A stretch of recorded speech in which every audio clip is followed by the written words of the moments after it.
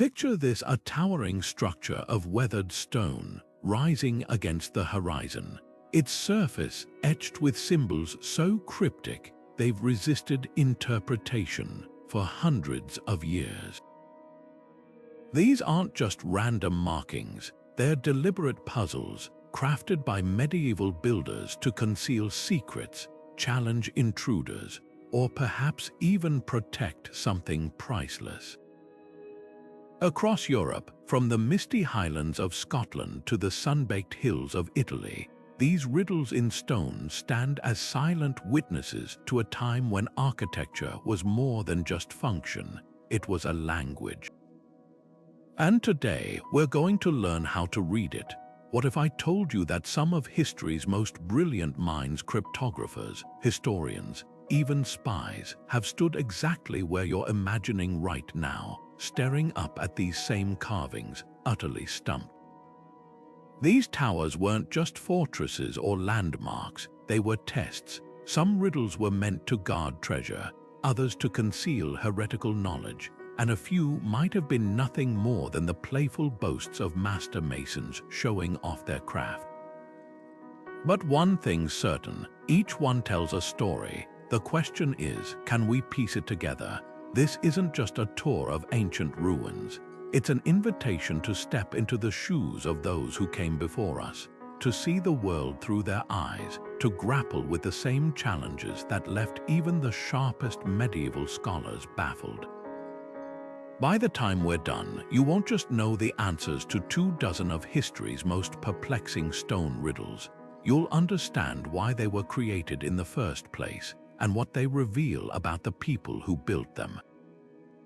So let's begin, because these towers have waited long enough to give up their secrets. To understand why medieval builders went to such lengths to carve riddles into stone, we have to step back into their world, a place where every chisel mark held meaning. Imagine living in an era when literacy was rare, and knowledge wasn't just written in books but etched into the very walls around you.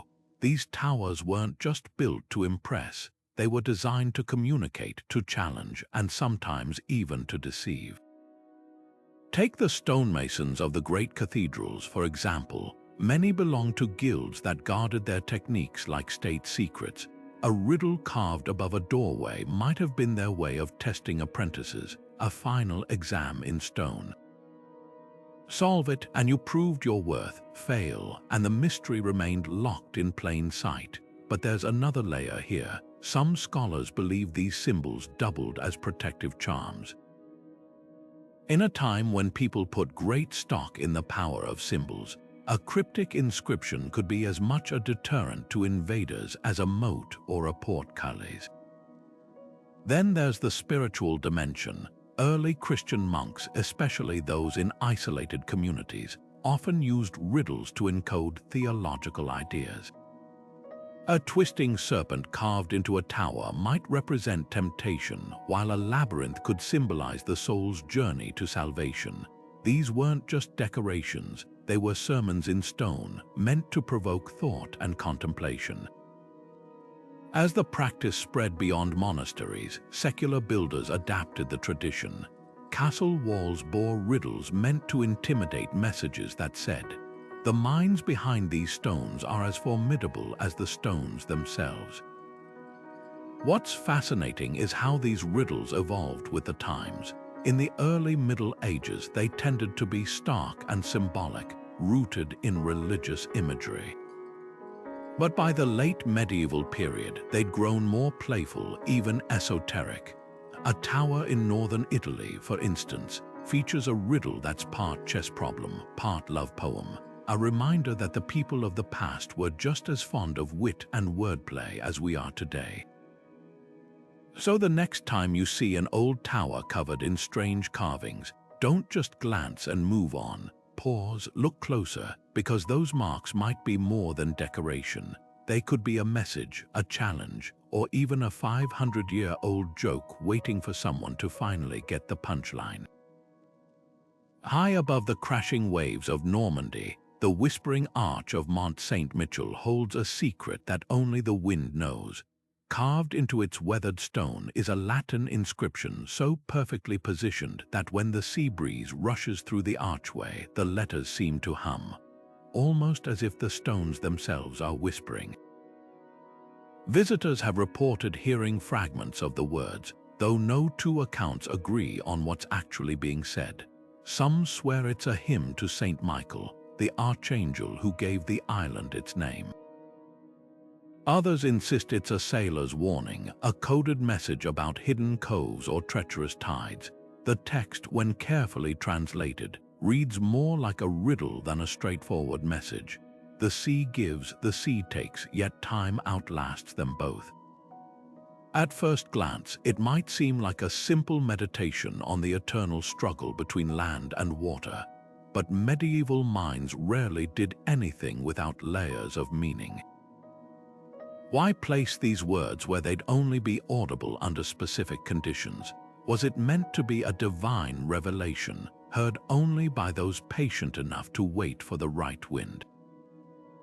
Or was it a clever bit of acoustics designed to unsettle invaders, making them question whether the island itself was speaking to them?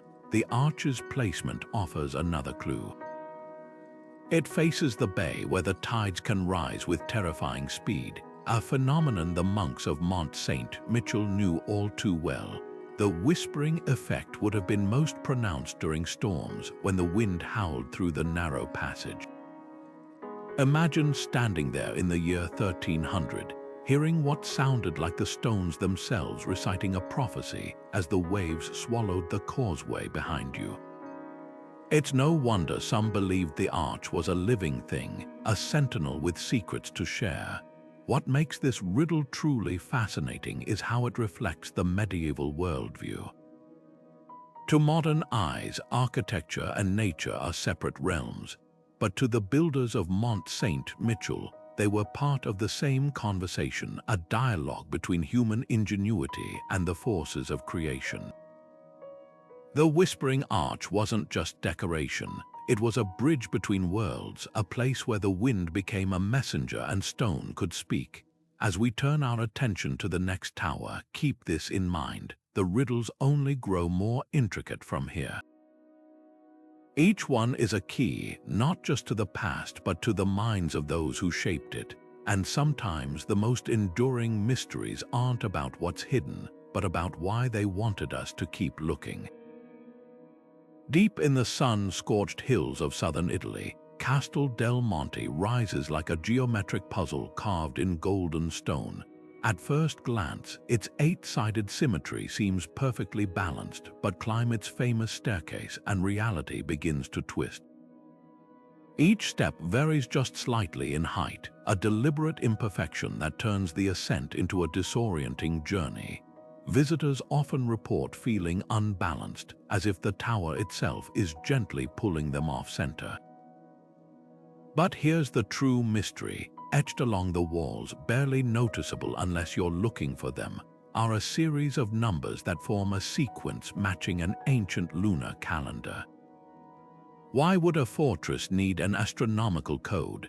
Some historians argue it was practical, a way for farmers in the surrounding fields to track planting seasons by the tower's shadows. Others see something far more profound.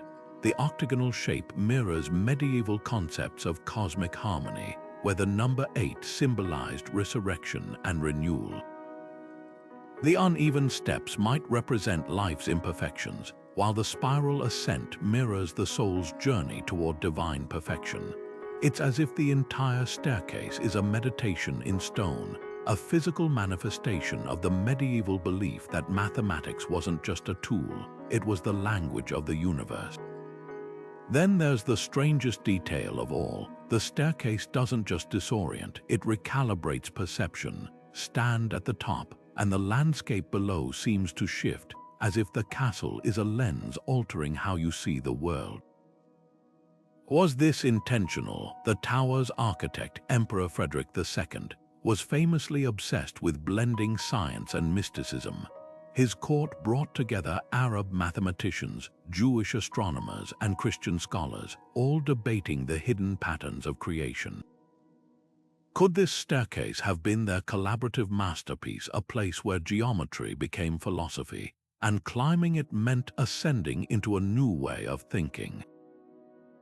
What's undeniable is how the riddle lingers. Unlike straightforward fortresses built for war, Castel del Monte feels like a question in stone. Every element, from the eight-sided towers to the celestial carvings, whispers that there's more here than meets the eye. Maybe that was the point all along, not to keep people out, but to make them look closer, to realize that even in something as solid as a fortress, the universe hides its secrets in plain sight. Hidden in the heart of France's Loire Valley, the Shaytau de Chinon holds a secret that only reveals itself twice a year. Step inside its so-called mirror chamber, and you'll find walls lined with meticulously polished metal panels, not just for decoration, but as part of an elaborate celestial clock. When the spring or autumn equinox arrives, sunlight streams through a narrow slit in the stone, bouncing off these reflective surfaces in a precise dance of light and shadow.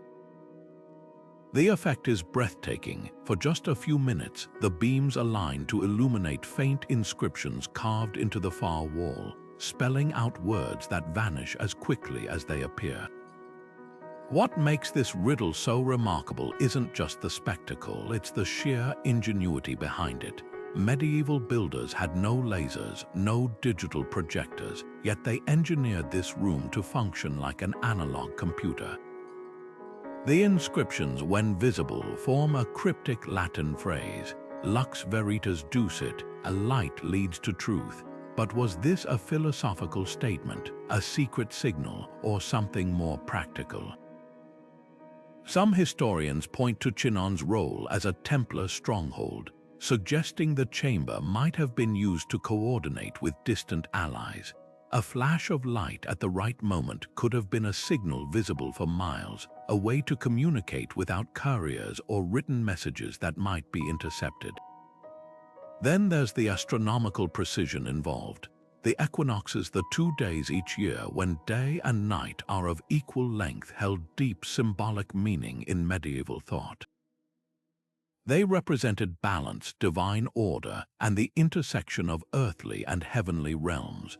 By tying the chamber's revelation to these celestial events, the builders wove science and spirituality into a single experience.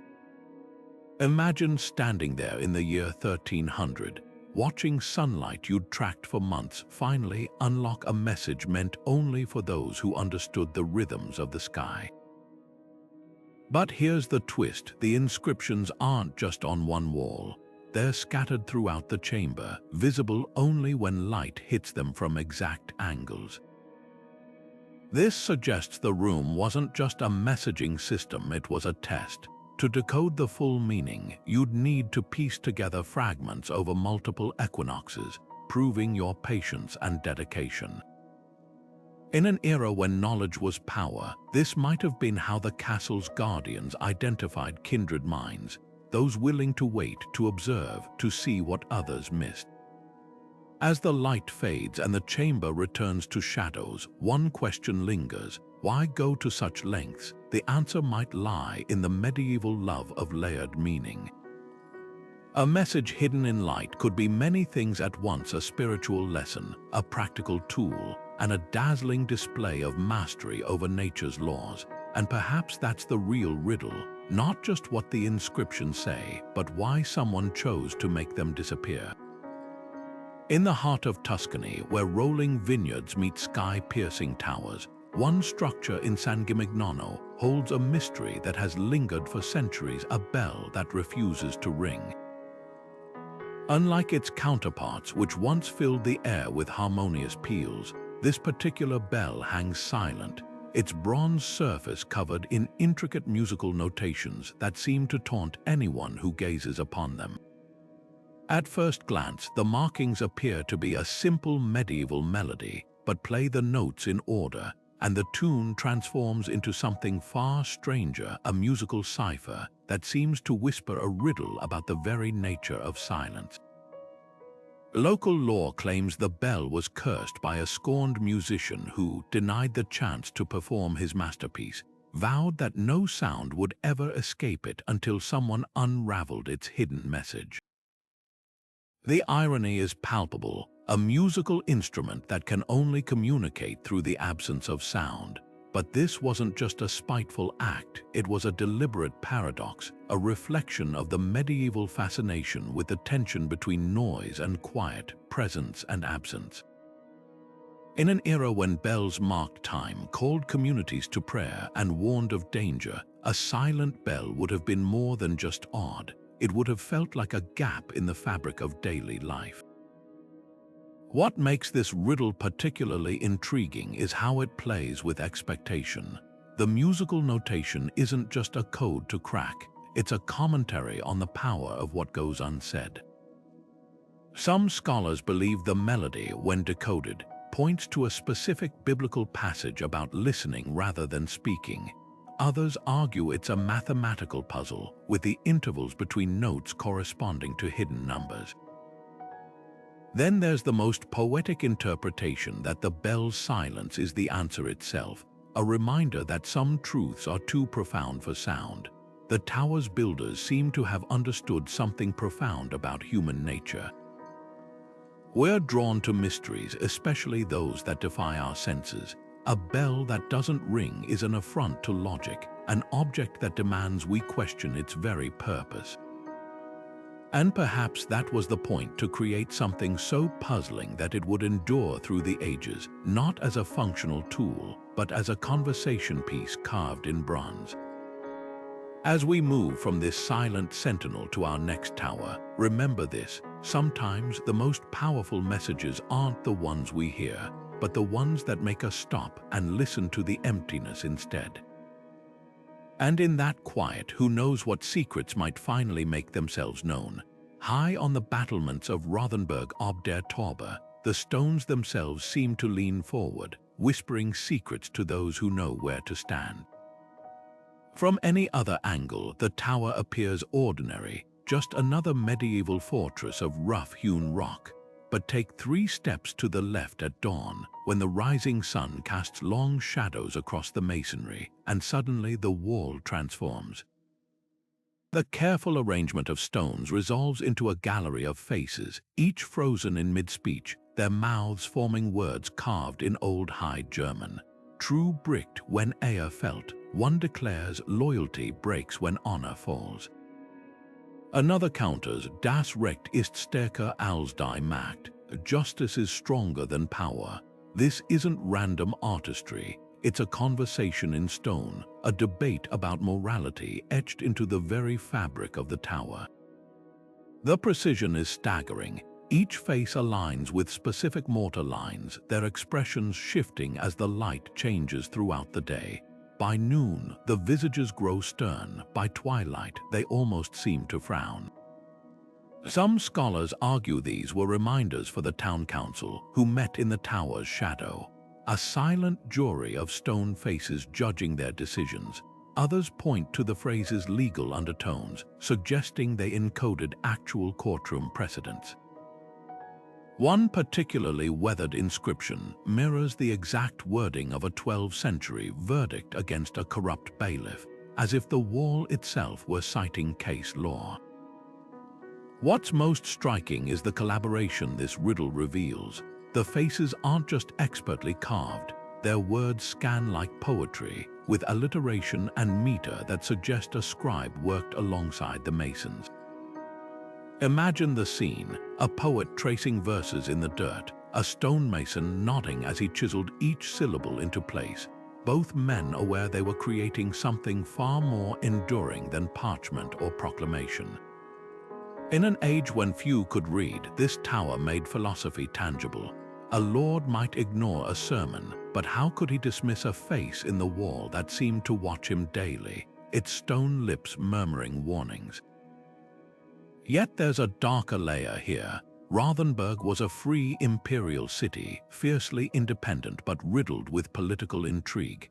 The tower's construction coincided with a notorious betrayal, the mayor's nephew caught selling secrets to a rival lord. Was this mosaic a coded indictment, the central face slightly larger than the others, bears an uncanny resemblance to period descriptions of the traitor. Its inscription is blunt, "Wer lügt verliert," who lies loses. The true genius of this riddle lies in its flexibility. To a child, it might have been a fairy tale in stone. To a judge, a legal primer; to a conspirator, a very public threat; and for us, it's proof that medieval builders understood psychology as deeply as architecture. They didn't just want us to see their towers, they wanted us to listen. The lantern in Torren's tower doesn't flicker like an ordinary flame. It glows with an eerie, steady light, as if drawing warmth from the stones themselves. For 3 centuries, this single lamp defied every law of nature, burning without oil, without wick, without explanation. The townsfolk called it the scholar's candle, whispering that its fire was fed not by fuel but by knowledge. And etched into its glass, almost too fine to see, are symbols that tell a story far stranger than any legend. At first glance, the markings resemble typical alchemical shorthand circles within circles, intersecting triangles, the occasional serpent swallowing its tail. But look closer and patterns emerge. One pane shows a sunburst overlapping an hourglass, a motif medieval scholars used to represent perpetual motion. Another bears the cryptic phrase, ignis eternum, eternal fire, wrapped around a diagram of intersecting tubes. Historians have debated whether this was a blueprint for some lost invention or merely an elaborate allegory. After all, alchemists of the era loved dual meanings. A flame that never died could symbolize both an impossible machine and the unquenchable thirst for discovery. Then there's the lantern's placement, high in the tower where the wind howls fiercest. Practicality suggests no one would hang a delicate glass lamp in such a drafty spot unless the drafts were part of the design.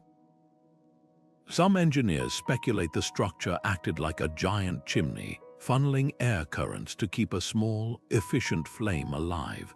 Others point to accounts of cold fire, a phenomenon described in Arabic texts of the time, where certain chemical mixtures could emit light without heat. Was the lantern a prototype, a working model of esoteric science guarded behind symbols? But the most compelling clue lies in the tower's records. Buried in a 14th century ledger is a single line: payment to Master Lawrence for the perpetual light, to be maintained in honor of the Queen's wisdom. That queen was Jadwiga of Poland, a patron of scholars who funded experiments in chemistry and optics. Suddenly, the riddle takes on new dimensions.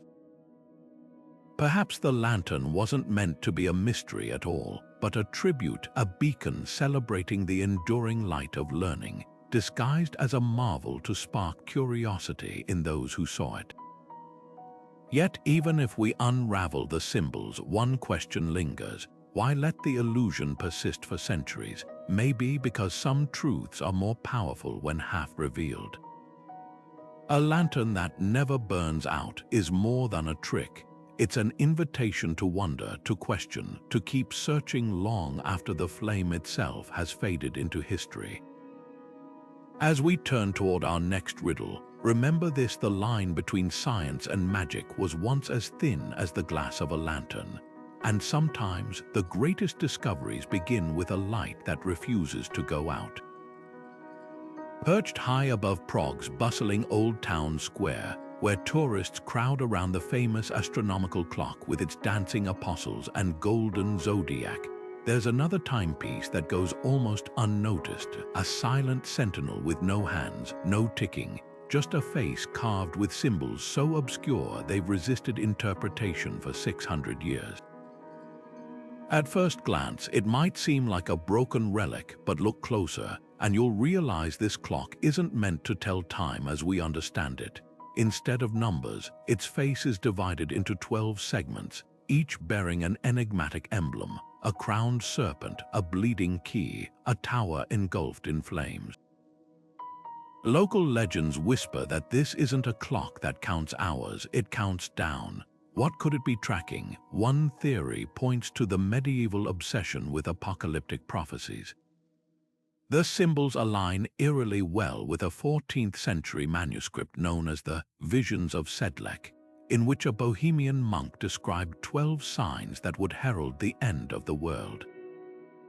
The bleeding key, for instance, matches his account of the unlocking of heaven's wrath, while the flaming tower echoes his warning of a fortress consumed by divine fire.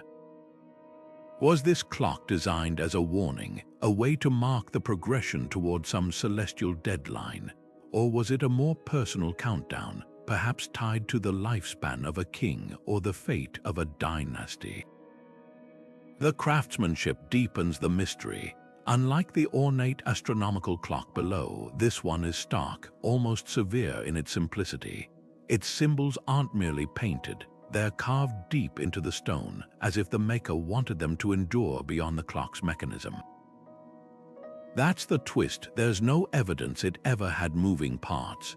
The clock might not have been a timekeeper at all, but a teaching tool, a visual aid for sermons about the fleeting nature of earthly power. Imagine a preacher standing before it, pointing to the crowned serpent, a symbol of corrupted authority, as he lectured on the vanity of human ambition. But here's the detail that chills historians. The symbols aren't static.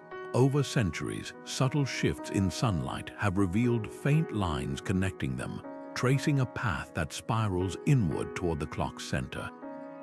It's as if the design itself is a maze, urging the viewer's eye toward some unseen conclusion. Modern imaging has uncovered even more, a single word nearly worn away, etched at the very heart of the face, respice, Latin for look back. Is this a command to reflect on the past, or a darker suggestion that the end, when it comes, will mirror beginnings lost to history? As we turn from this timeless puzzle, remember, the medieval mind saw time as a circle, not a line. What we dismiss as a broken clock might actually be perfect, a mirror held up to eternity itself, waiting for someone to finally read its reflection. The walls of Vicharad fortress hold a secret language without a key, a gallery of glyphs carved so deeply into the stone that they've outlasted empires. Unlike the orderly runes of Scandinavia or the precise alchemical symbols of medieval labs, these markings refuse categorization. Some twist like vines, others stand angular as lightning bolts, and a few seem to map constellations lost to modern astronomy. The most haunting part, they weren't hidden away in some shadowy crypt.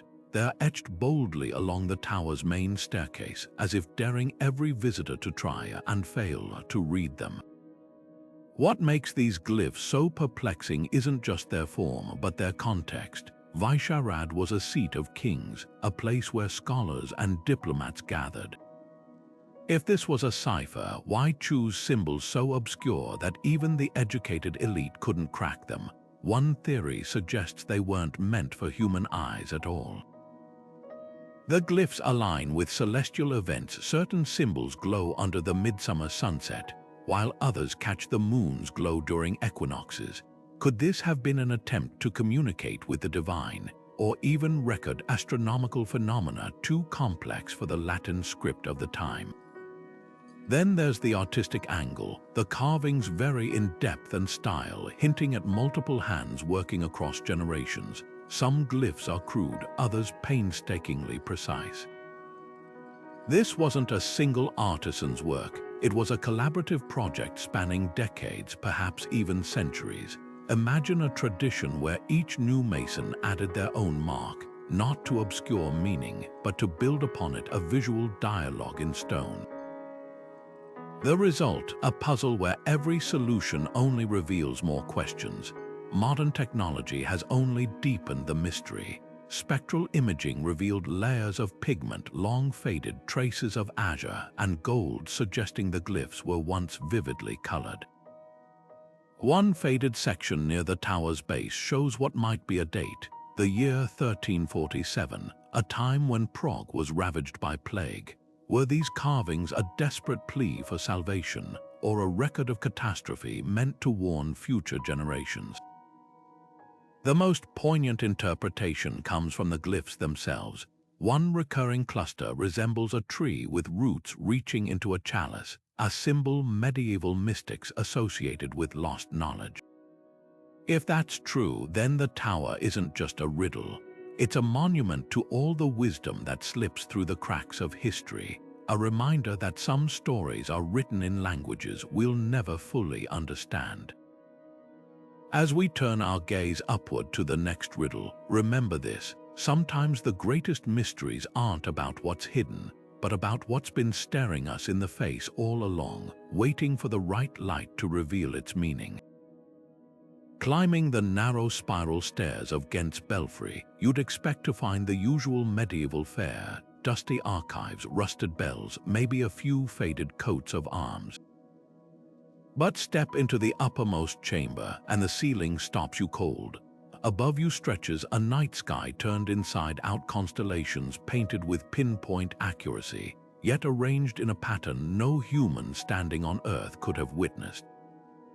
Orion isn't where he should be. The North Star is conspicuously absent. Instead, the stars form a precise celestial map as seen from somewhere far beyond our world, as if the artist had hovered in the void and painted what they saw. This isn't just artistic license. The configuration matches a specific viewpoint in space, one that would place the observer near the modern-day Hercules constellation, looking back toward our solar system. How did 14th century painters, working centuries before telescopes or spaceflight, conceive of such a perspective? One clue lies in the margins of an ancient manuscript tucked away in Ghent's university library. A weathered Arabic text translated by Moorish scholars describes a thought experiment. Imagine yourself as a bird flying beyond the spheres, gazing down upon creation. Some historians believe this metaphorical exercise inspired the Belfry's ceiling, a visual representation of divine omniscience, placing the viewer in God's vantage point. But there's another, more tantalizing theory. Hidden in the chamber's corner is a small, easily overlooked carving, a disc with concentric rings, strikingly similar to Renaissance-era diagrams of heliocentric orbits. Could this be evidence that medieval thinkers secretly entertained ideas about Earth not being the universe's center?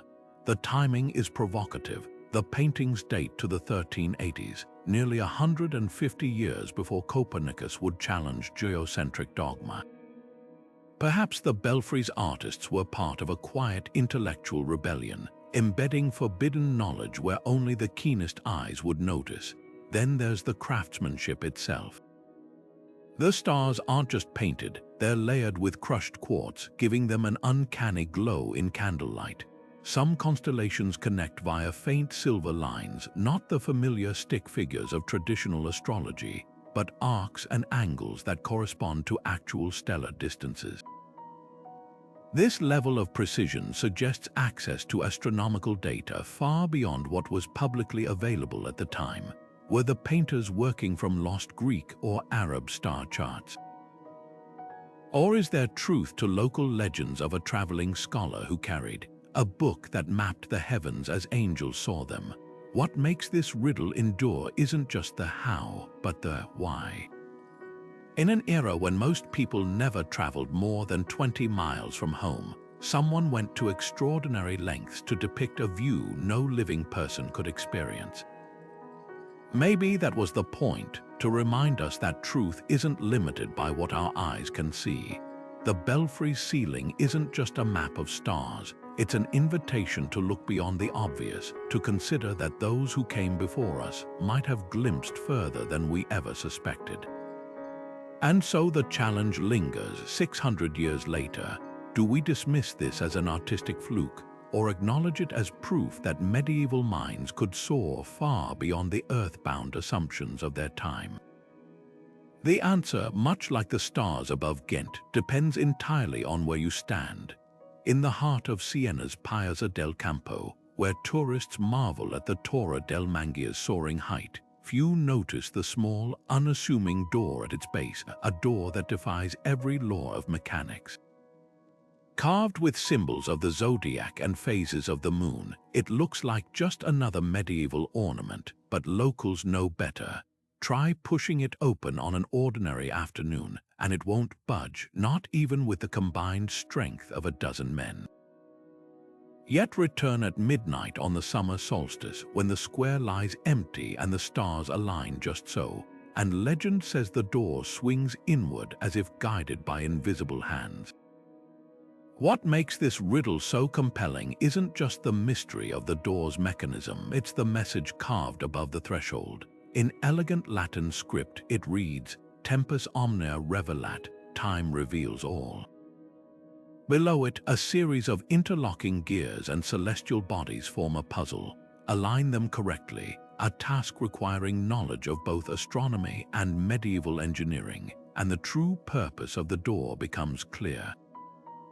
This wasn't just a ceremonial entrance, it was a test. Historical records suggest the tower's builders, a guild of master clockmakers, used it to screen apprentices. Only those who understood the relationship between time and the cosmos would earn the right to pass through, but the deeper genius lies in the door's construction. Modern engineers have found no hidden gears or counterweights, just meticulously balanced stone that responds to subtle shifts in temperature and humidity. On the solstice, when the air is thick with midsummer heat, the materials expand just enough to release the door's hidden latch. It's a feat of precision that blurs the line between architecture and artistry, a reminder that medieval builders saw their craft as a dialogue with nature itself. The carvings reinforce this philosophy.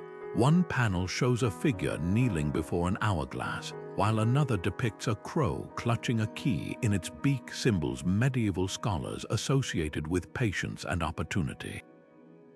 Together, they form a visual proverb: wisdom comes to those who wait for the right moment. In an age when rushing could mean missing the harvest or misreading the stars, this door was a tangible lesson in the virtue of timing.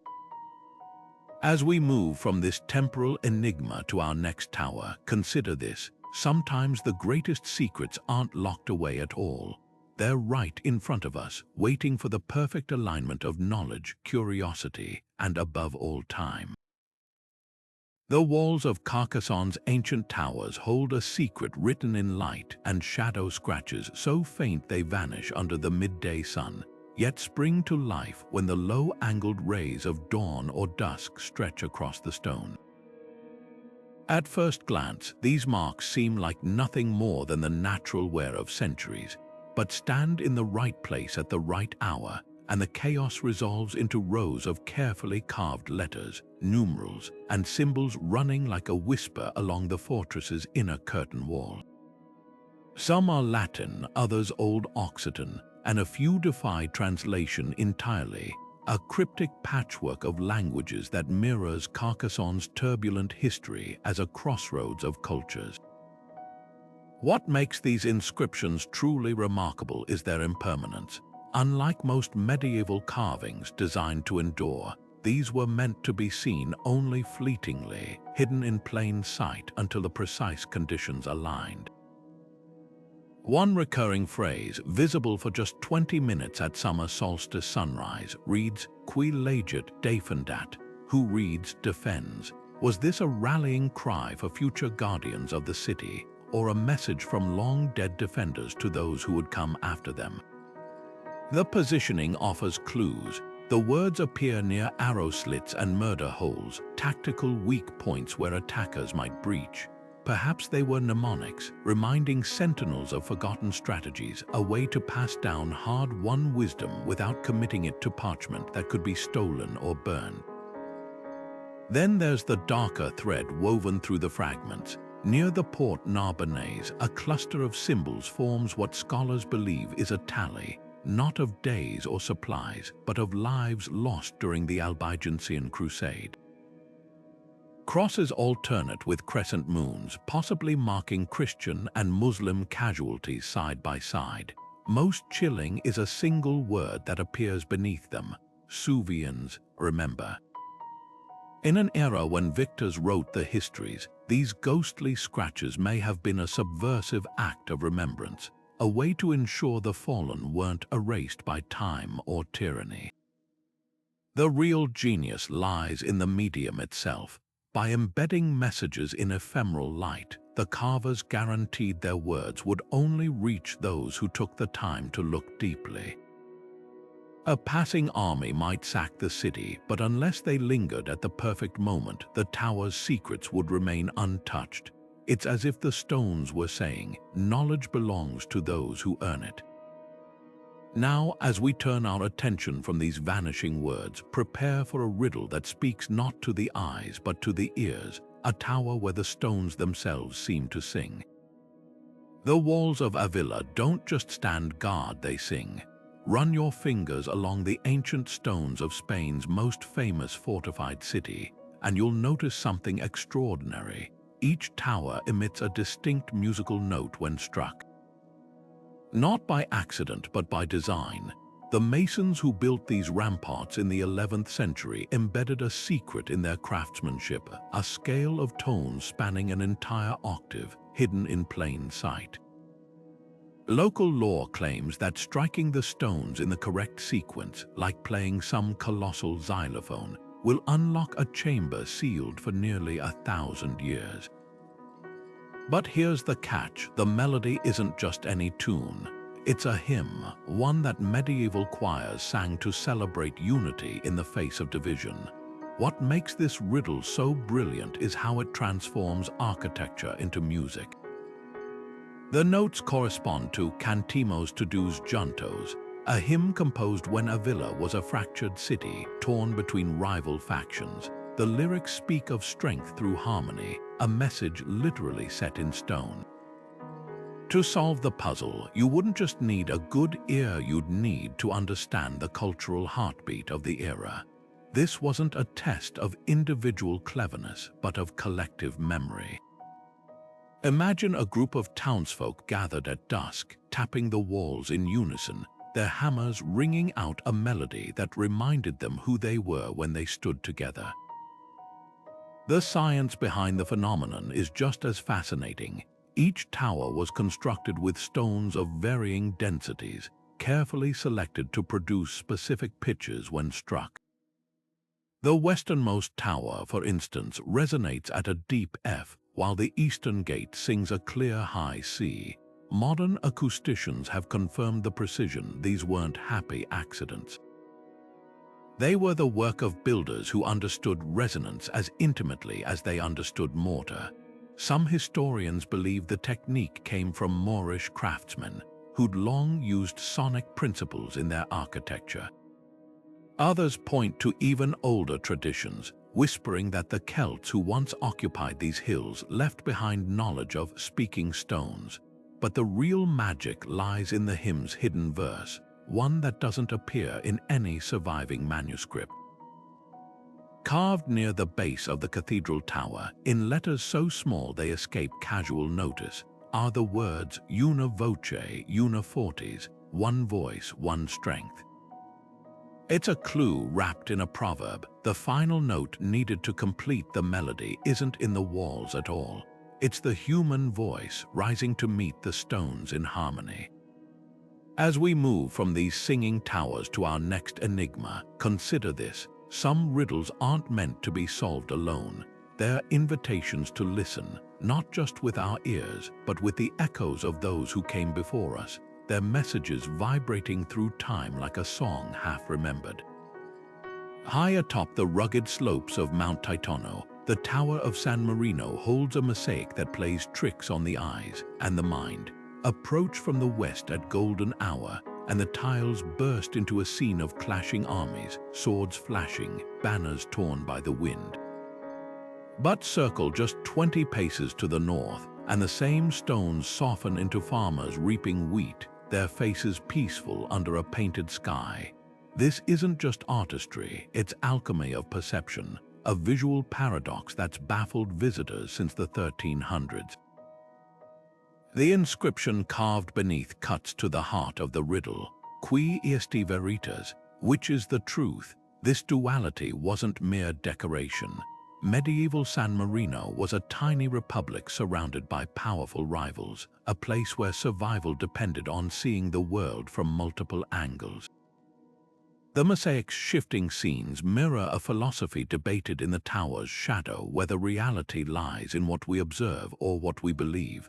Some scholars argue the artwork was a diplomatic lesson, reminding leaders that war and peace often depend on perspective. A neighboring lord might see San Marino's walls as a threat, while its citizens knew them as shelter. The mosaic's genius lies in forcing the viewer to hold both truths at once.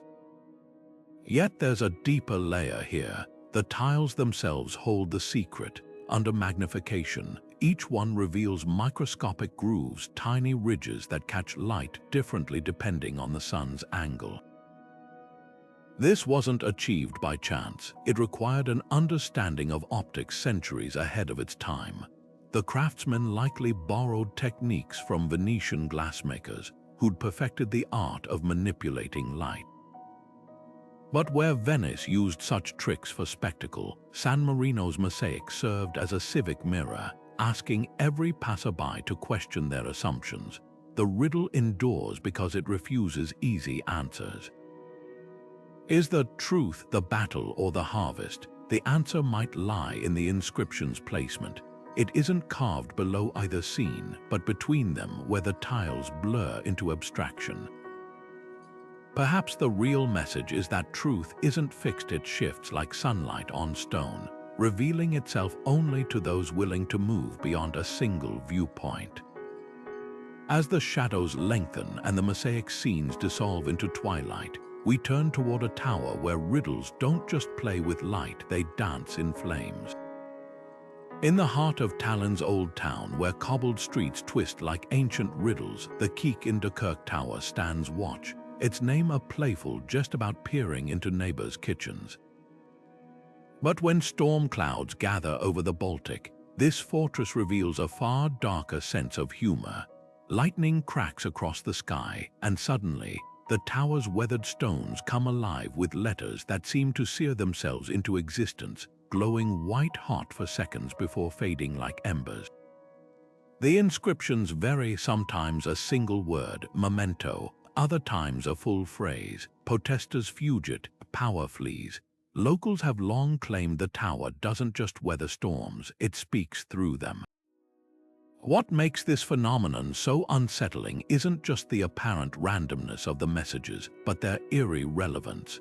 The phrase, Gloria vanitatum, glory is vanity, appeared in 1582, just weeks after a famously arrogant governor was overthrown. In 1711, as plague ravaged the city, the stones flashed, tempus edax rerum, time devours all things, coincidence perhaps, but the precision of the timing has fueled speculation for centuries. Modern geologists point to veins of quartz laced with phosphorescent minerals, which could theoretically store and release light energy. Yet even they admit this doesn't explain why the burning letters form legible words rather than random patterns, or why some inscriptions appear only during specific historical moments. The tower's construction offers tantalizing clues. Its mortar contains crushed seashells rich in calcium carbonate, a substance medieval alchemists associated with memory and prophecy. Were the builders attempting to create a kind of architectural oracle, embedding messages that would reveal themselves when fate demanded? Or is there truth to the darker legend whispered in Tallinn's taverns? They say the tower's architect, a man condemned for heresy, mixed powdered rune stones into the mortar as his final act of defiance, cursing the fortress to forever mock the powerful with truths they couldn't silence. One detail chills historians most. The letters don't glow where lightning strikes. They appear in shadowed recesses, often opposite the bolt's impact point, as if the energy travels through hidden channels in the stone. This suggests an intentional design, a network of mineral-rich veins placed precisely to conduct and transform electricity into legible symbols. Imagine the knowledge required to engineer such a phenomenon 600 years before the discovery of electromagnetism. It hints at lost sciences, traditions where architecture wasn't just built but awakened. As the storm passes and the last glowing letters fade, one question lingers. Are we witnessing nature's whim, or the carefully laid trap of a mind that understood how to make stone remember? Either way, the tower's lesson is clear: power may raise towers, but time writes the messages. And sometimes, if the conditions are just right, the stones themselves will read them aloud. The Belfry of Bruges doesn't just tell time, it tells stories. On crisp autumn mornings, when the sun slants low across the Flemish rooftops, something extraordinary happens along the tower's western face. The shadows of its ornate stone tracery don't merely stretch, they come alive, twisting into silhouettes that seem to leap, twirl, and bow across the cobblestones below. These aren't random shapes. Study them long enough, and you'll recognize distinct figures: a lady mid-curtsy, a jester with outstretched arms, even what looks like a bear standing on its hind legs. The effect is so deliberate that locals once called it the ballet of stone, a performance that plays out only when the calendar and cosmos align just right. Beneath these dancing shadows, hidden among the Belfry's foundation stones, lies the clue that unlocks their mystery. A worn but still legible inscription reads, "Schaduwen leven als de zon hen vote," shadows live when the sun feeds them. At first glance, it sounds like poetic whimsy, but look closer. The letters are spaced unevenly, with certain characters subtly enlarged. When read vertically, they spell out a second message: "Zoek het patroon," find the pattern. This wasn't just a riddle, it was an invitation to participate in a centuries-old game of perception. Historians have pieced together how this marvel works. The Belfry's architect, a man named Jan van Oudenaarde, left records suggesting he studied Arab treatises on shadow geometry. The tower's protruding sculptures and window arches were carefully calibrated so their shadows would intersect at specific angles during equinoxes, creating the illusion of movement. But the true stroke of genius lies in the shadows' narrative. If you follow their dance from start to finish, they reenact scenes from a lost medieval morality play about the fleeting nature of earthly pleasures. A figure holding a goblet becomes a skeletal hand by midday, while a crown's shadow slowly morphs into a wilted flower. Why go to such lengths? The answer might lie in Bruges' mercantile soul. This was a city of merchants and bankers, where wealth could vanish as quickly as those dancing shadows. The Belfry's silent performance may have been a reminder not just to tell time, but to heed its passage. Even the tower's famous carillon bells play a role. Their noon melody, the dance of the hours, syncs perfectly with the shadow's most dramatic transformations, as if sound and light were partners in this allegory. Modern technology has revealed even deeper layers. Laser scans show microscopic grooves cut into specific stones, designed to scatter sunlight in ways that enhance the illusion of motion. Some scholars believe Van Oudenaarde collaborated with local glassmakers, borrowing techniques used in stained glass windows to manipulate light. The result is a masterpiece of medieval multimedia architecture that doesn't just stand still but performs. As the sun climbs higher and the shadows dissolve into ordinary shapes, one truth remains: the Belfry's riddle was never really about solving anything. It was about seeing the world as its builders did, a place where even the briefest moments could hold meaning if you knew when to look. And perhaps that's the most enduring lesson of all. Some stories aren't told in words or pictures, but in the delicate interplay of light, stone, and the patience to watch them dance. In the shadow of Regensburg's towering cathedral, A single stone seems to forget its own weight. Nestled high in the old clock tower, this unassuming block of limestone appears ordinary until someone recites the Latin phrase carved into the wall beside it. Verbum movit montes, words move mountains. According to legend, the stone trembles slightly at the sound, then lifts ever so slightly from its resting place, as if tugged by invisible strings. Visitors swear they've seen it hover for a breathless moment before settling back into place. Scientists dismiss it as clever trickery, a play of light, perhaps, or a hidden mechanism worn smooth by centuries of repetition. But the true magic lies not in whether the stone actually floats, but in why anyone believed it could. The inscription offers a clue. Below the Latin, faint scratches in the stone spell out a riddle in medieval German. What weighs more than the world, yet less than a sigh? The answer, as any scholar of the time would have known, is a word, specifically a promise or an oath. This wasn't just whimsy, it reflected a profound medieval belief in the tangible power of language. Words could heal or curse, bind contracts or dissolve marriages, even according to some alter the physical world. The tower's architects likely knew of ancient Greek theories about sound vibrations moving objects, or Arabic treatises on the mathematical harmony of spoken phrases. By embedding this weightless stone riddle, they created a test of faith in language itself. What's most fascinating is how the illusion works. The stone sits in a shallow depression, its edges beveled to catch sunlight at certain angles. When shadows shift just right, the gap between stone and ledge becomes invisible, creating the illusion of levitation. The chance timing matters too. It's designed to last exactly as long as the sun takes to cross a particular stained glass window above, flooding the niche with refracted light at the climactic moment. This wasn't just artistry, it was theater, a staged revelation meant to awe. Imagine a medieval apprentice witnessing this for the first time, hearing his master's voice seemingly command the very stones to rise. The lesson would have been unmistakable. Words wielded with precision could defy reality, yet the riddle endures because it speaks to something deeper than trickery. In an age before mass literacy, spoken words held immense power.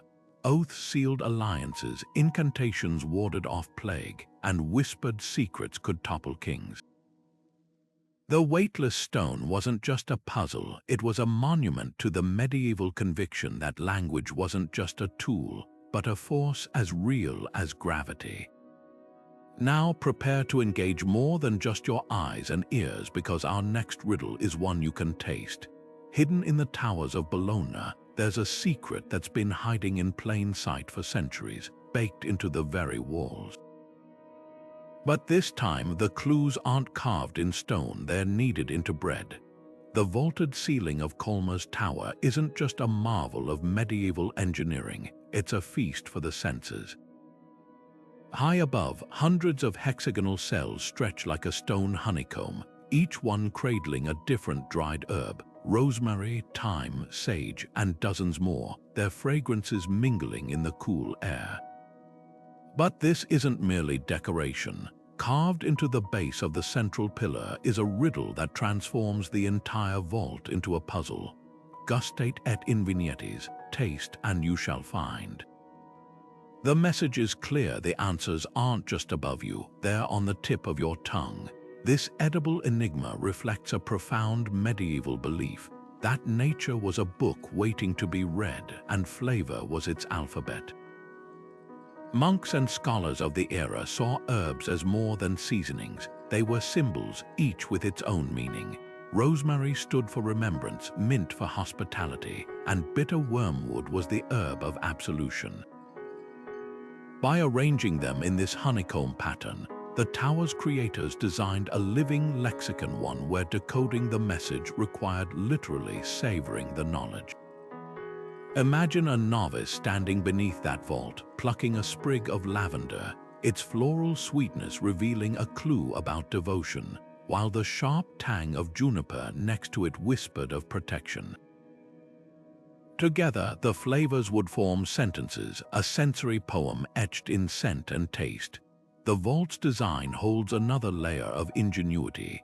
The herbs aren't randomly placed. Their positions correspond to a celestial map popularized by Hildegard of Bingen, the famed abbess who wrote extensively on the medicinal and spiritual properties of plants. The rosemary cell aligns with the constellation Virgo, while the sage sits beneath Leo, a nod to the medieval idea that earthly and heavenly realms mirrored one another.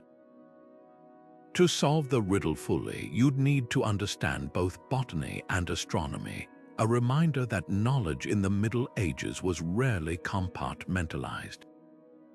A healer might look at the vault and see a pharmacy, an astrologer would read the stars, a poet would find metaphor in every flavor.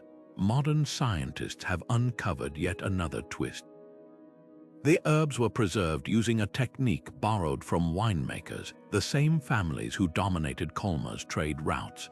By soaking the plants in local Riesling before embedding them, the builders ensured their scents would endure for centuries. It's a testament to the tower's purpose. Like a fine wine, its secrets were meant to unfold slowly, revealing deeper notes over time.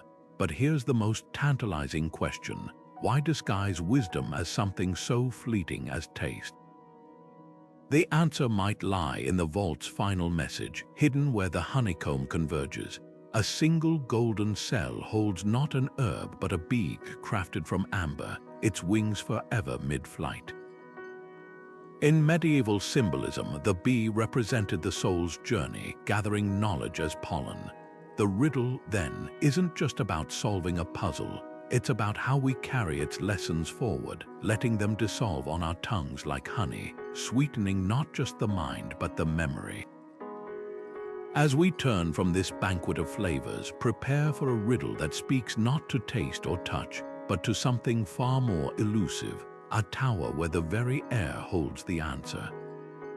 The well in Abydos doesn't just echo, it listens. Lean over the mossy rim of this centuries-old tower and whisper a casual phrase, and your words vanish into the depths without a trace.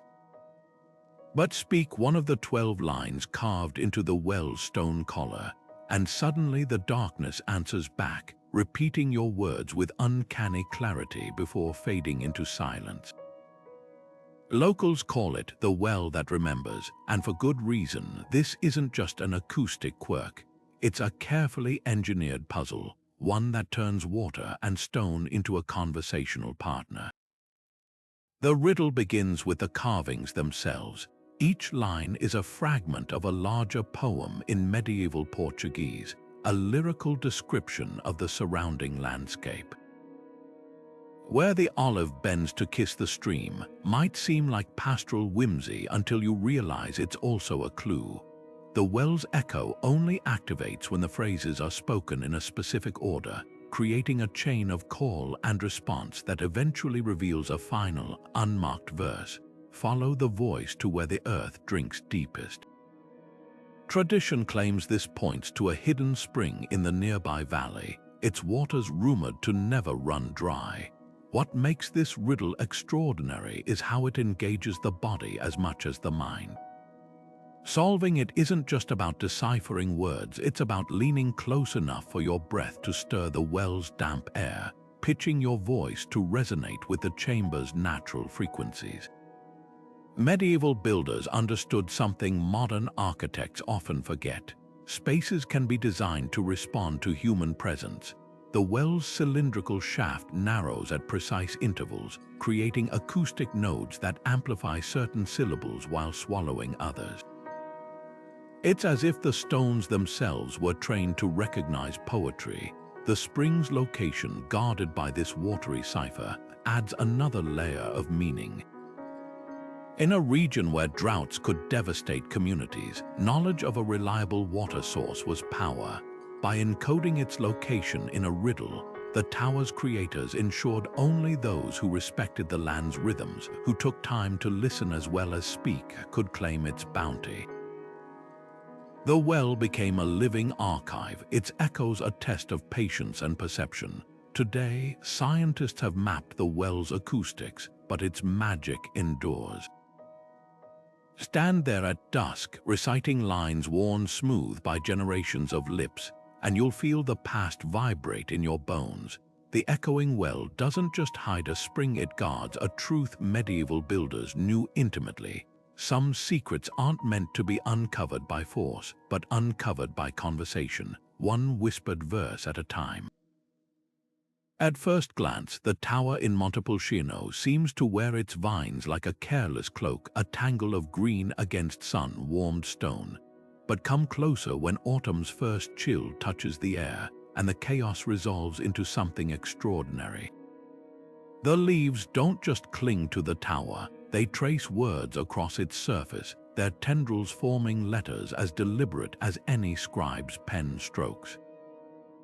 Cochi crest of Acadia, the vines whisper what grows must fall, yet return in spring, and the message has shifted with the new growth. Cochi cade renascer, what falls will rise again. This isn't just a quirk of nature, it's a living riddle, one that breathes with the seasons. The genius lies in the vine's cultivation.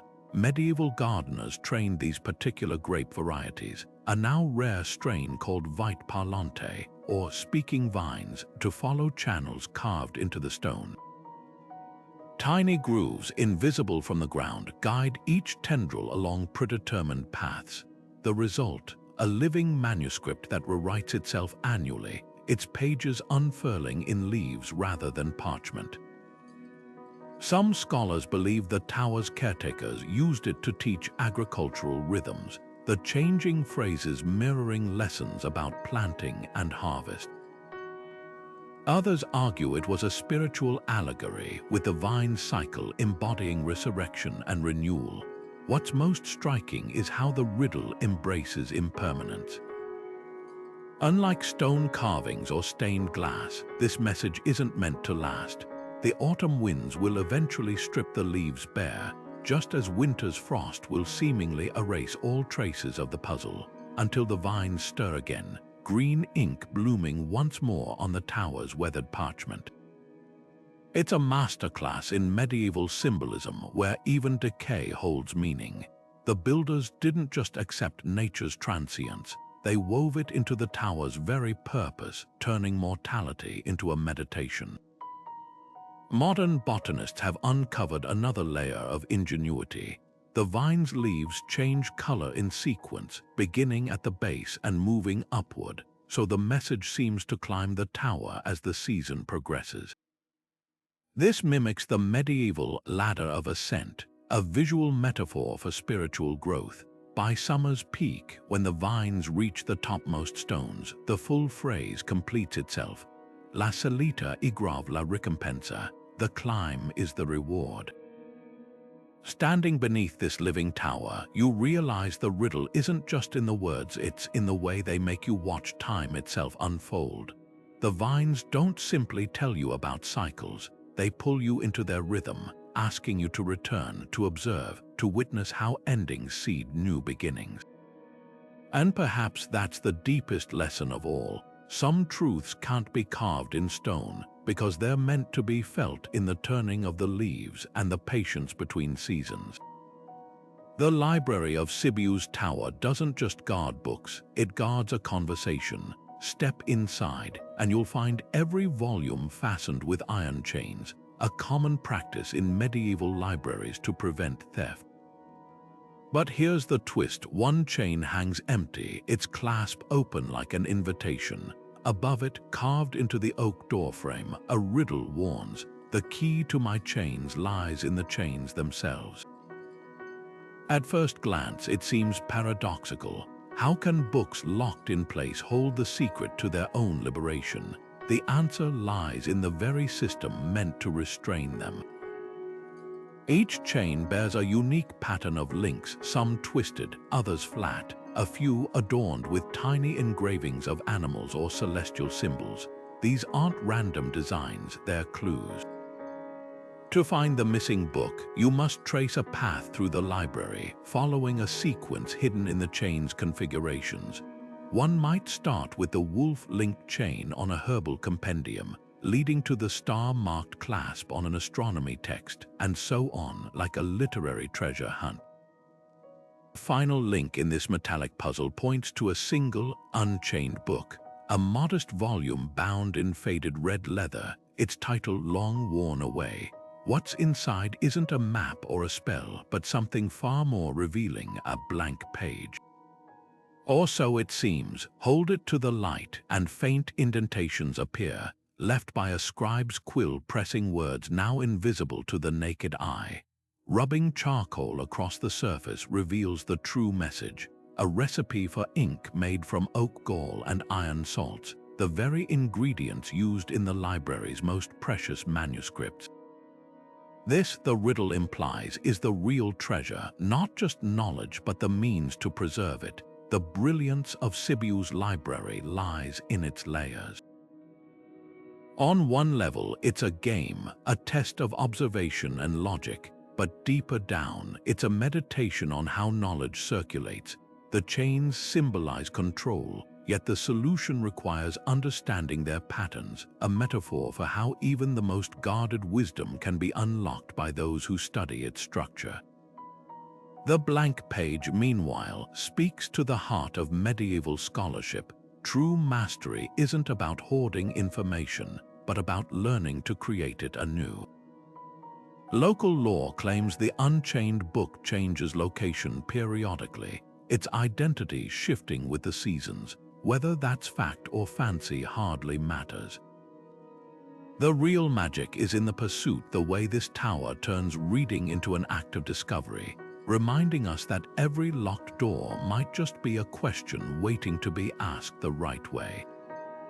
The stones of Chester's tower don't just weather the elements, they converse with them. On overcast mornings, the tower's facade appears a dull, lifeless grey, blending into the dreary English sky. But let the first raindrops fall, and something extraordinary happens. The stones awaken, their surfaces shifting from slate to a deep, shimmering emerald, as if the entire structure were breathing in the storm.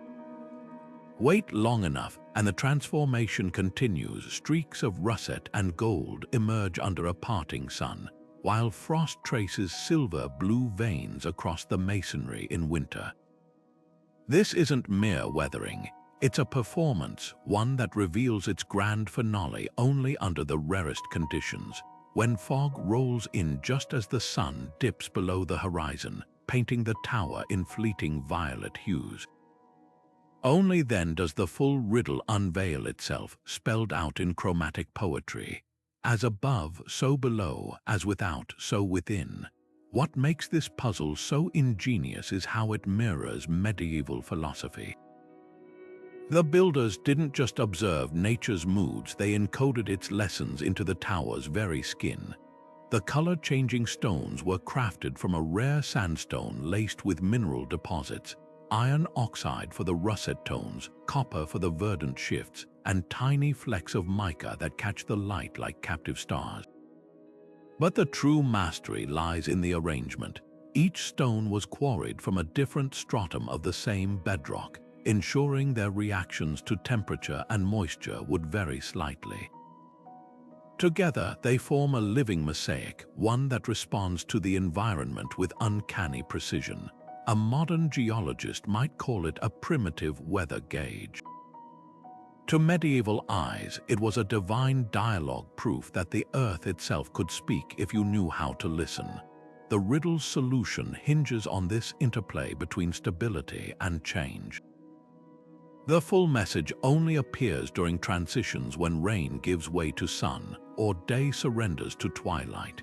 In those liminal moments, the tower becomes a mirror for the human condition, steadfast in structure yet ever adapting in expression.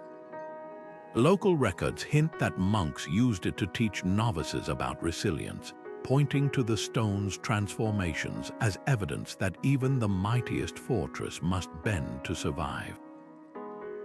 There's a practical wisdom here too. The tower's shifting palette served as an agricultural calendar for farmers. Emerald stones signaled planting rains, while the golden hues warned of coming drought. Yet the deepest mystery remains the violet revelation. To witness it, you need more than patience, you need perfect alignment. The fog must arrive precisely as the sun hits the horizon at a 23-degree angle, refracting light through the moisture in a way that activates the mica's hidden spectrum. This wasn't accidental. The tower's western face is slightly concave, a curvature so subtle it escaped notice for centuries. Modern laser scans confirmed its design to amplify this exact optical phenomenon, a feat of geometry that borders on alchemy. Standing before Chester's tower, you realize the riddle isn't just in the words, it's in the way the stones refuse to be pinned down. Like the medieval world itself, they exist in flux, reminding us that the greatest truths often lie not in permanence, but in the courage to change. And perhaps that's the ultimate lesson. Sometimes, to understand the past, we must learn to see it in every possible light. Now, prepare to journey beyond sight and sound, because our next riddle doesn't whisper to the eyes or ears, but to the hands. In the towers of Guyana, there's a secret carved not in stone, but in something far more unexpected: the very texture of the walls. Most visitors to Pisa never look beyond the famous Leaning Tower, but those who wander just a few streets deeper into the city's medieval heart will stumble upon a far stranger sight: two towers locked in a silent, centuries-old embrace. While one tilts north and the other south, their opposing leans aren't flaws of engineering, they're a deliberate puzzle. Stand at the exact midpoint between them, where a worn cobblestone bears a compass rose carved into the pavement, and the illusion reveals itself. The tower's silhouettes merge into a perfect arch, their combined angles framing the distant cathedral spire like a keyhole to the heavens. The riddle begins at ground level, where weathered plaques at each tower's base pose the same question in Latin and Tuscan dialect: Qual forza sai unis? What force unites us? At first glance, the answer seems obvious: gravity, the same invisible hand that pulls the Leaning Tower earthward. But medieval scholars would have recognized a deeper layer. The arch's apex aligns precisely with the summer solstice sunset, when the dying light streams through the artificial gateway to illuminate a third, far older secret: a Roman milestone embedded in the cathedral steps, marked with the abbreviation U. F. Unitas fecit, or Unity built this. This isn't just a clever visual trick, it's a three-dimensional metaphor woven across 800 years of history. What makes these towers extraordinary is how they embody the medieval obsession with harmony through opposition. The architect's rival brothers, according to local legend, designed the structures to lean at complementary angles of 5.5 degrees each, a precision that required not just mathematical skill but philosophical insight. In an era when scholars debated whether the universe ran on conflict or balance, these towers became a stone manifesto. Their opposing forces cancel each other out visually, creating stability where there should be chaos. Modern engineers have confirmed the genius behind the illusion. The tower's foundations are actually interlocked underground, their weight distributed so evenly that seismic activity over centuries has barely altered their precarious dance. The true stroke of brilliance lies in the viewing point symbolism. That compass rose isn't merely directional, it's a medieval Rosa dei Venti, a wind rose that maps not just geography but the Aristotelian elements. North, associated with earth, points to the heavier tower with its iron-rich stones. South, linked to air, aligns with the slenderer spire crowned by a weather vane. To stand at the center is to occupy the medieval concept of the punctus indifferens, the neutral point where opposites reconcile. Even the materials whisper secrets. The northern tower's travertine darkens with rain, while the southern one's white Carrara marble gleams brighter in sunlight, their dynamic contrast mirroring the shifting balance of day and night. Why go to such lengths? The answer might lie in Pisa's turbulent history. These towers rose during the city's golden age, when its merchant princes competed with Genoa and Venice for Mediterranean dominance. Their leaning embrace could have been a civic lesson, a reminder that even rival factions like these architect brothers could create something transcendent by working in tension rather than opposition. Or perhaps it was a quieter rebellion against the era's rigid hierarchies, proving that perfection could emerge from deliberate imperfection. Today, as tourists jostle for photos of the Leaning Tower, these twin sentinels keep their secret for those willing to step off the beaten path. Their riddle endures not because it's unsolvable, but because the answer changes depending on who you ask. A physicist sees gravity's dance. A historian glimpses medieval diplomacy. A poet might call it love, and maybe that's the point. Some truths aren't meant to be pinned down, only witnessed in the fleeting moment when two falling towers hold each other up. The statue atop Segovia's tower doesn't just face the wind, it listens to it. Carved from a single block of sandstone, this weathered sentinel stands motionless, its lips parted as if mid-whisper. But when the north wind sweeps down from the Guadarrama Mountains, something extraordinary happens. Air rushes through hidden channels in the statue's torso, channeled by grooves carved into its armor, and suddenly the silence breaks. The statue speaks, its voice a low, resonant hum that resolves into words as precise as any scribe's. Quin cala autorga, a silence grants consent. This isn't just an acoustic curiosity, it's a masterclass in medieval psychological warfare. The tower guarded Segovia's Alcazar, a fortress where secrets were currency and loose tongues could doom kingdoms. The statue's riddle, heard most clearly by guards standing night watch, was a visceral reminder of their oath. To solve it, you'd need to understand the layered meaning behind the phrase. On one level, it's a warning. Silence implies complicity, but twist the words slightly and they become a shield. Quin cala, protege, who stays silent, protects.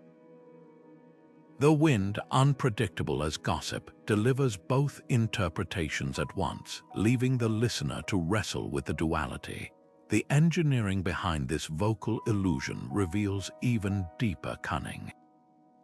The statue's vocal cords are narrow flutes carved into its back, each tuned to amplify specific frequencies when wind hits the tower at certain angles. Its cuirass isn't just decorative, the ridges function like a flute's finger holes, shaping turbulence into intelligible sound. Modern acousticians have mapped the phenomenon and found something astonishing. The statue's voice changes with the seasons. Winter winds, sharper and faster, make it hiss the riddle like a conspirator. Summer breezes draw out the words into something mournful, almost regretful. But the true stroke of genius lies in the statue's blindfold. Unlike typical watchman sculptures with piercing stone eyes, this figure's gaze is shrouded by a carved cloth. It's a detail that transforms the riddle from clever trick to profound metaphor. In an age when guards were both protectors and potential spies, the blindfold suggests that loyalty isn't just about what you see, it's about what you choose to voice. The wind, after all, doesn't discriminate. It carries words to friend and foe alike. Local legend claims the statue's final secret only reveals itself during thunderstorms, when lightning strikes the nearby hills. The charged air, thick with ions, supposedly makes the statue utter a third, far older phrase. El viento no ment, the wind does not lie. Whether that's physics or folklore hardly matters. What endures is the lesson etched into the very air around Segovia's tower. Some oaths aren't sworn on parchment, but woven into the elements themselves, waiting for the right moment to breathe them back to life. Now prepare to cross from whispering stone to living light, because our final riddle doesn't hide in wind or shadow, but in a place where time itself seems to flicker. The 24th tower holds a flame that never burns, yet never goes out. The staircase in Krakow's wall castle doesn't just climb, it defies. At first glance, it seems ordinary enough, weathered stone steps spiraling upward like any other medieval tower. But take that first step and the illusion unfolds. The walls curve at a precise angle, the steps narrow just slightly with each turn, and before you know it, your eyes can't find the end. The staircase appears to stretch into infinity, a paradox carved in stone, and there, etched into the very first step, is the riddle that haunts every visitor, you by Finney's itineraries. Where does the journey end? This isn't just a clever trick of perspective. It's a medieval meditation on the nature of pursuit itself. The architects of Wall Castle were masters of sacred geometry, and they designed this staircase as a physical metaphor. The steps are spaced according to the Fibonacci sequence, their proportions mirroring the growth patterns of shells and galaxies. As you climb, your mind struggles to reconcile the logic of the structure with the illusion it creates, a deliberate dissonance meant to mirror life's own contradictions. In an era when pilgrims walked endless roads to holy sites and scholars debated the boundaries of the known world, this staircase became a pilgrimage in miniature, its answerless riddle a reminder that some quests outlast their seekers. What makes the endless stair truly remarkable is how it plays with perception. The tower's interior is lined with alternating bands of light and dark stone, a technique borrowed from Moorish mathematicians who used similar patterns to study optical illusions. As you ascend, these bands compress, tricking the brain into seeing depth where none exists. Even the handrail contributes to the deception. It tilts imperceptibly inward, guiding your grip in a way that amplifies the disorientation. Modern engineers have measured the effect. After exactly 33 steps, most visitors experience a fleeting moment of vertigo, as if standing at the edge of an abyss. For medieval builders, this wasn't just artistry. It was alchemy, transforming stone into a mirror for the soul's own spiraling questions. Yet the riddle's power lies in its refusal to resolve. Some claim the journey ends when you stop climbing, a lesson in perseverance. Others insist the answer is carved into the ceiling's keystone, visible only to those who reach the top. But the most poignant interpretation comes from the staircase itself. Hidden in the mortar between steps are tiny, easily overlooked carvings, a hare chasing its tail, a serpent swallowing its own body, ancient symbols of infinity. Perhaps the builders weren't asking where the stairs end, but why we expect them to. After all, in a universe of cycled seasons, stars, the rise and fall of kingdoms, what truly ever finishes? Standing in that tower, caught between the steps behind and the illusion ahead, you realize the riddle isn't about the destination at all. It's about the act of climbing, the choices we make when the path seems endless. And maybe that's the ultimate medieval wisdom. Some questions aren't meant to be answered. They're meant to keep us moving. From whispering arches to endless stairs, these 24 riddles in stone towers reveal more than just medieval ingenuity. They uncover an entire worldview.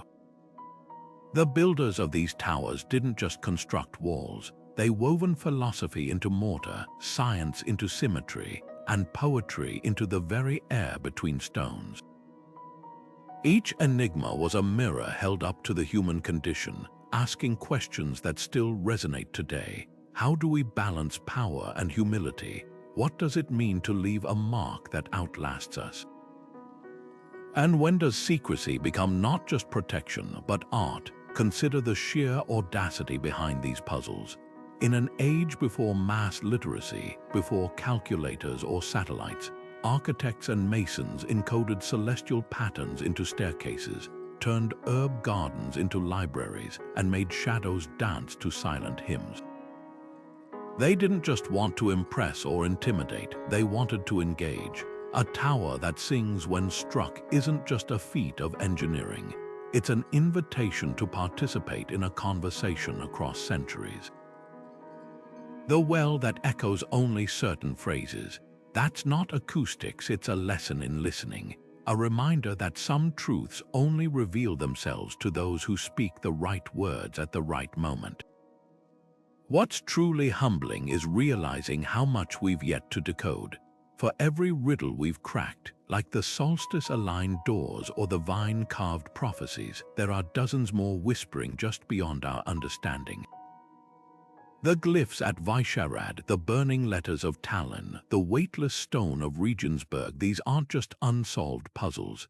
They're challenges flung across time, daring us to think differently. Maybe the answers aren't lost. Maybe we're just asking the wrong questions. So which of these towers lingers in your mind? Is it the one that taught you to see time as a spiral, not a line? The fortress that turned betrayal into stone-faced judgment? Or perhaps the library where knowledge literally chained itself to patience? Drop your favorite in the comments. I'd love to hear which riddle made you pause and wonder. And if this journey through history's greatest stone-bound enigmas left you hungry for more, don't forget to subscribe. The past is never truly past. It's a labyrinth of stories waiting for curious minds to walk their path. As the medieval builders knew well, every ending is just a disguised beginning. So keep looking closer, keep questioning, because somewhere out there, another tower stands with its secrets half told, whispering to those willing to listen. The riddle isn't finished yet.